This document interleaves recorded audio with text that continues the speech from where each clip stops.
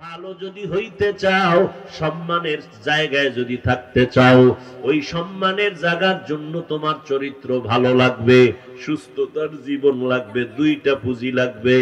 এই বাবা, ডাক্তার হইয়াও যদি সর্বোচ্চ সম্মানের চেয়ার পাইতে চাও, এরকম সর্বোচ্চ সম্মানের চেয়ারে বসা আমগো দেশের সন্তান ডাক্তার ইঞ্জিনিয়ার আছে না? কথা কন না কেন ভাইরা আমার? ডাক্তার প্রাণ গোপাল দত্ত বর্তমানে এমপি, নাম শুনেন নাই? নাক্কান গলার, বিদেশ পর্যন্ত তারে নিয়ে যায় টাকা দিয়া, সিরিয়াল, সম্মান। সে যেই জায়গার এমপি, একটা মাদ্রাসাওয়ালার হুজুরদেরকে কলিজা দিয়া মোহব্বত করে, হিন্দু কলিজা দিয়া মোহব্বত করে, প্রত্যেকটা মাদ্রাসায় গিয়া সহযোগিতা করে। এবং করোনার সময় ঘোষণা দিছে, আমি এমপি যতদিন আছি আমার এলাকায় কোরআনের কোন মাহফিল আজীবন চলবে, বন্ধ হবে না। আমাকে স্টেজে এইসব বক্তব্য দেয়, সুন্দর ব্যবহার দেখলে কলিজা ঠান্ডা হয়ে যায়। একজন হুজুর অসুস্থ, সব চিকিৎসার টাকা সে দিয়ে দিছে। তুমি ডাক্তার হও, তবে গ্রাম্য ডাক্তার না, হয়তো জিদ করবা, তোমার মধ্যে সেই জিদ করার মেডিসিন তো আছে, হয়তো জাতীয় নয় আন্তর্জাতিক। গ্রামের ডাক্তার হয়ে লাভ কি? সাহস নিয়ে আগাও, তবে সেই সাহসকে চূড়ান্ত ভাবে টিকাইয়া রাখতে পুঁজি লাগবে দুইটা। লেখা রাখিস যুবকেরা, মানো আর না মানো, কথা লিখে রাখিস, মানুষ এটা দেখলে স্মরণ করবে আজীবন। দুই পুঁজি লাগবে। কয় পুঁজি? একটা হলো সুস্থতা, দ্বিতীয় পুঁজি হলো সৎ চরিত্র। তুমি পরীক্ষায় নাম্বার 99, 100 পয়েন্ট আরো বেশি, গোল্ডেন এপেলাসের থেকেও বেশি, দেশ সেরা, তুমি শ্রেষ্ঠ পরীক্ষার্থী, কিন্তু চরিত্র খারাপ, জীবনে লাথি ছাড়া কিছু ভাবি না। সর্বোচ্চ সম্মানের স্থানে থাকতে হলে পুঁজি লাগবে কয়টা?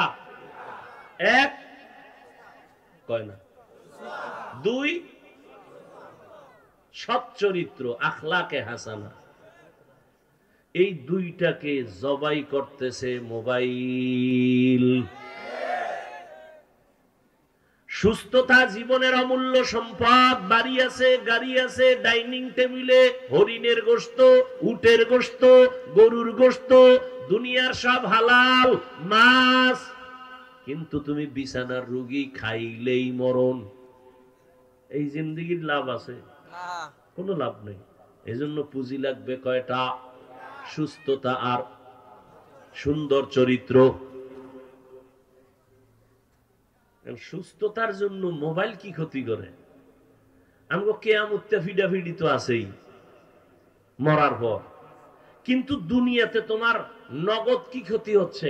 আজকে বাসায় গিয়া মোবাইলে তো জীবনভর আকামি করছো, আজকে গিয়ে একটু গুগলে সার্চ দিবি। আমি বলে গেলাম যুবকদেরকে, পৃথিবীর সব চিকিৎসা বিজ্ঞানীরা একমত, মানুষের শরীরের সুস্থতার জন্য আল্লাহর দেওয়া একটা ফ্রি মহা ঔষধ আছে, রাতের ঘুম। শুধু ঔষধ না, মহা ঔষধ। কি সেটা? কি? ঘুম। সমস্ত চিকিৎসা বিজ্ঞানীর একমত। এই ঘুম জবাই করছে কি দিয়া? আল্লাহর কসম, এই মোবাইলে কি কি ক্ষতি করে গুগলে সার্চ দাও। আমাকে হুজুরকে কথা তো বিশ্বাস হয় না, এই জন্য বলছি ওখানে যা, কারণ ওখানে তোমাকে গুরুরা বসা, বড় বড় টাইওয়ালা, বড় বড় গবেষক, বড় বড় ডাক্তার। কোন ডাক্তার কি বলছে সব তারিখ দিয়ে গুগলে লেখা আছে। রাতের ঘুম না গেলে কি ক্ষতি হয়, অ্যান্ড্রয়েড মোবাইলের দ্বারা কি ক্ষতি হয়, কিডনি ড্যামেজ হয়, হার্ট দুর্বল হয়, ব্রেন নষ্ট হয়, কান নষ্ট হয়, চোখের পাওয়ার নষ্ট হয়, হার্ট চলে যায়। দেখো না, ভালো মানুষ হঠাৎ পড়লো আর মরলো। আরে রোগ নাই, কি হইলো? কয়েক হঠাৎ রোগের জন্ম নিছে না দুনিয়ায়। হঠাৎ রোগ, হঠাৎ, কি নাম? কি? স্ট্রোক। পড়লো, ধর হওয়ার আগে মরে গেছে। কি করছে? কি করছে?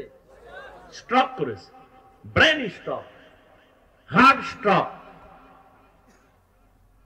পড়তে বইলি বইটই নিয়ে মাথা ঘুরায়, খালি মাথা ঘুরায়, পড়তে পারে না, মাথা ঘুরায়।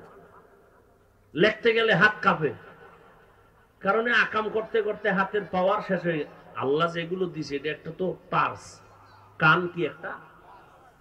বেঈমানেরা কালেমা পড়ে কেন জানেন? ওরা তো এগুলো গবেষণা করে।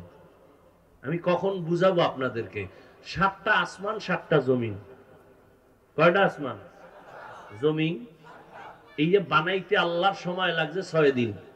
কয়দিন? আর আপনার মতো আমার মতো একটা বান্দা বান্দিকে নাপাক পানির থেকে মায়ের গর্ভে ওজন কয় কেজি হইব? আরে কন্যা কেন? মায়ের গর্ভে ওজন কয় কেজি? 2-3 কেজি। লম্বা কয় হাত? হ্যাঁ, হিসাব করেন কয় হাত? 1 হাত। এই একটা বান্দা বানাইতে সময় লাগাইছে আমার আল্লাহ 6 মাসের মতো। এত বিশাল আসমান কয়টা? 7টা জমিন বানাইতে সময় নিলেন 6 দিন। তোমার মতো আমার মতো 1.5 ব্যাটারি রে বানাইতে 6 মাস কেন? ভালো করে বুঝো। এর এক জবাব হলো ভালোবাসার জিনিস বানাইতে সময় লাগে। আমরা আল্লাহর ভালোবাসার না, চিনলাম না সে আল্লাহরে। আল্লাহ যে কত মায়া করেন আমরা চিনলাম না। দ্বিতীয় জবাব, টোটাল 7 আসমান, টোটাল 7টা জমিনের মধ্যে এই পরিমাণ ডিজাইন নাই। মানুষের একটা চোখের মধ্যে যেই পরিমাণ ডিজাইন আল্লাহ দিয়েছে। কাদের কুদরত দারি বার কামাল, আন্তা রব্বি আন্তা হাসবি জুল জালাল, তুহি কাদের জলিলুল্লাহ জাহাদার, বহর হালে তুহি মেরা নেগাহদার। রাগ করেননি আপনারা? একটা চোখের মধ্যে যেই ডিজাইন আছে 7 আসমানে ওই ডিজাইন নাই। এই জন্য আল্লাহ কয় নজর করিয়া দেখ। ওয়াত্তিনি ওয়াজ্জাইতুন ওয়া তুরি সিনিন ওয়া হাযাল বালাদিল আমিন, লাকাদ খালাকনাল ইনসানা ফি আহসানি তাকওয়িম। 4টে জিনিসের শপথ করে আল্লাহ বলেন, আমি মানুষের এত সুন্দর করে বানাইছি, এমন সুন্দর কোন প্রাণী আমি বানাই নাই। এই মিয়া বুঝো, 100 টাকার ফর্মা আছে না? ওটার কি কয়? 100 টাকা যে বাইরে ওটার কি ডাইস কয় না কি জানি কয়। 100 টাকার ডাইস থেকে যত কোটি কপি বের হবে কয় টাকা? 500 হবে না? 500 টাকার ফর্মা থেকে যত কপি বের হবে কয় টাকা হবে? 1000 টাকার ফর্মা আলাদা, ওখান থেকে যত কপি বের করবে 1000 1000 1000। আর আমার মালিক আদম থেকে শুরু কইরা আজ পর্যন্ত হাজার লাখ কোটি কোটি কোটি কোটি এক ফর্মা দিয়া সন্তান দুনিয়ায় পাঠাইছেন। নজর কইরা দেখো রে বাবা, একজনের চেহারার সাথে আর একজনের কোনো মিল নাই, কণ্ঠের সাথে কোনো মিল নাই, আঙ্গুলের টিপের সাথে কোনো মিল নাই, একজনের চোখের ডিজাইনের সাথে আর একজনের চোখের ডিজাইনের মিল নাই। ইয়া ইলাহি তু মেরা মাবুদ হ্যায়, ইয়া ইলাহি तू मेरा माशूक है, या इलाही मुझसे मुझको दूर कर, ताके देखो मुझ में तुझको एक नजर। ও আল্লাহর বান্দারা ওই মাওলারে কেন চিনো না রে বাবা? আমার আল্লাহ একই মায়ের থেকে সন্তান বের করলেন 5টা। ও গাজীপুরের মানুষ, দেখছো তাকাইয়া বাবা, যেই ফ্যাক্টরি থেকে সিমেন্ট বের হয় ওখান থেকে রড বের হয়নি, যেই ফ্যাক্টরি থেকে যেই মেশিন থেকে তৈল বের হয় ওই মেশিন থেকে চাউল বের হবে নি, লবণ আসবে নি, হাসবে না। কিন্তু আল্লাহ কেমন মিস্ত্রি, একটা মাকে ফ্যাক্টরি বানাইয়া 5টা সন্তান দান করলেন। একই ফ্যাক্টরির সন্তান, কারো চেহারার মিল নাই, কণ্ঠের মিল নাই। আবার দেখা যায় একজন সুস্থ আর একজন অসুস্থ, কেউ জবান দিয়ে কথা বলতে পারে না, কারো চোখের পাওয়ার নাই, ও অন্ধ হইয়া আছে।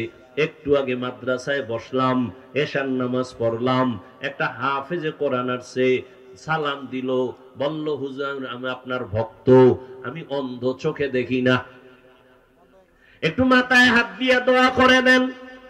ও যুবক, সারা রাত্র যেই চোখ দিয়া মোবাইল তাকাইয়া কবিরা গুনাহ দেখো, মাওলায় যদি অন্ধ বানাইতেন বল কেমনে গুনাহ দেখতি। এরে বাইতুল মুকাররমের গেইটে গিয়া দেখবি কত অন্ধ ভিক্ষুকরা ভিক্ষা করে, বিভিন্ন বাস টার্মিনালে অন্ধরা লাঠি নিয়ে বাসে উঠে উঠে ভিক্ষা চায়। সায়েদাবাদ বাস টার্মিনালে অন্ধ মানুষ ওইটা বলে যাত্রা পথে আপনারা সিলেট যাবেন, বরিশাল যাবেন, খুলনা যাবেন, চট্টগ্রাম যাবেন, যাওয়ার পথে আমারে কিছু দান করেন, আমি অন্ধেরে আপনাদের 2 টাকা নিয়ে আমি সন্ধ্যাবেলা কিছু বাজার নিয়ে ঘরে যাই, আপনাদের যাত্রা সুন্দর হবে আমি দোয়া করি। অন্ধের দোয়া মাওলা ফিরায় না, এই কইয়া কান্দে আর কয় আপনাদের টাকা যখন পাই আমি সন্ধ্যাবেলা কিছু চাল ডাল নিয়ে ঘরে যাই। আমার 2টা ছোট বাচ্চা আছে, ঘরের মধ্যে যখন ঢুকি আমার আওয়াজ পাইয়া আমার বাচ্চা 2টা একটা দৌড় দেয়, দৌড়াইয়া আইসা 2 বা সন্তান 2 হাত ধইরা কয় আব্বু মজা দাও, মজা দাও। আমি পকেট থেকে বের করে 2টা চকলেট আমার বাচ্চা 2টারে দেই। এই বাচ্চা 2টা চকলেট পাইয়া আমার গলা জড়াইয়া 2 বাচ্চা 2 দিক দিয়া আমার গালে চুমু খায় আর কয় আব্বু তুমি কত ভালো, তুমি কত ভালো। আমি আমার বাচ্চা 2টারে কোলে জড়ায় কাঁদি আর বলি ও দয়ার মালিক, তুমি আমারে এমন অন্ধ বানাইছো, আজকে সন্তান আমার গালে চুমু খায় আর বলে আমি নাকি বড় ভালো, কিন্তু আজ পর্যন্ত দেখতে পারি নাই আমার বাচ্চা 2টা কেমন ভালো, আমার স্ত্রীর চেহারা দিয়ে তাকাইয়া দেখতে পারি নাই। এ যুবক, কত মানুষ ভালো, হঠাৎ অসুস্থ, জ্বর, বিছনায় পইরা হঠাৎ কইরা তার চোখের পাওয়ার চলে গেছে, হয় না? মাওলায় যদি বেজার হইয়া তোরে অন্ধ বানায় দেয়, দুনিয়ার তোর কোন বাবার ক্ষমতা নাই চোখ ভালো করবে, আছে? কোন সাহসে গুনাহ করো? সারা রাত মোবাইলে গুনাহ কইরা যে ঘুমাও, ঘুমের মধ্যে মরে না? তোর যদি ওই ঘুমেই মরণ হয় কবরে কি উপায় হবে রে বাবা? বেঈমানের তো এই কথা বুঝানো যায় না, কিন্তু তুমি তো আল্লাহ মানো, নবী মানো, কোরআন মানো, হাদিস মানো, তুমি কেন বুঝবা না আমার মাওলার কোরআন? নাকি মনে করছো কোরআন মিথ্যা? তাহলে বল, একটা ভুল পারলে বের কর। আল্লাহর কসম, আমি এখন দাড়ি কেটে ফেলবো, রাস্তায় প্যান্ট শার্ট টাই লইয়া আল্লাহর বিরুদ্ধে কথা বলবো, পারবি? দুনিয়ার কোন পণ্ডিতেরা অপচেষ্টা কম করে নাই, একটা ভুল বের করতে পারে নাই, বরং বহু বিধর্মীরা কালেমা পড়ে মুসলমান হয়ে গেল। ওই কোরআনের